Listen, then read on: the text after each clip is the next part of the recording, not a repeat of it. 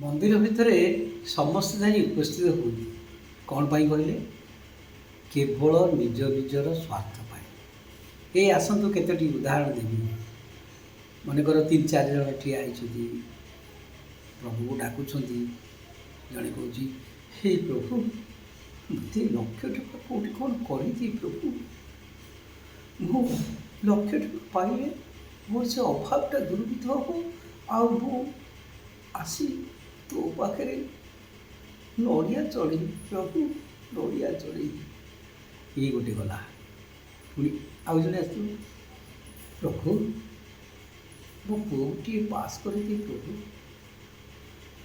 ଟିକିଏ ହେଲେ ଭଲ ନମ୍ବର ରଖିଲେ ମୋ ସମାଜରେ ଟିକେ ନାଁ ରହିବ, ମୋର ଏତିକି କୁହାରେ ପ୍ରଭୁ, ଆଉ କିଛି ଦରକାର ନାହିଁ। ଦ୍ୱିତୀୟ ଜଣ ଗଲା। ତୃତୀୟ ଜଣକ, ହେ ପ୍ରଭୁ, ତୁ ଦୟାର ଠାକୁର ପ୍ରଭୁ, ତୁ ଟିକେ ତୋ ବାପା ଡାକ୍ତରଖାନାରେ ପଡ଼ିଛନ୍ତି, ତାକୁ ଟିକେ ଭଲ କରିଦିଏ ପ୍ରଭୁ, ଭଲ କରିଦିଏ ପ୍ରଭୁ। ଏଇ ତୃତୀୟ ଜଣକ। ଆଉ ଜଣେ ଚତୁର୍ଥ ଜଣ ଗଲା, ପ୍ରଭୁ ମୋର ବିଜନେସ୍ରେ କେମିତି ଗୋଟେ ଡେଭଲପ୍ ହେବ, ସେ ଚିନ୍ତା ଟିକେ କର ପ୍ରଭୁ, ମୋର ଆଉ କିଛି ଦରକାର ନାହିଁ। ରହିଲି ପ୍ରଭୁ, ରହିଲି। ଏଇ ହେଉଛି ନାଟକ।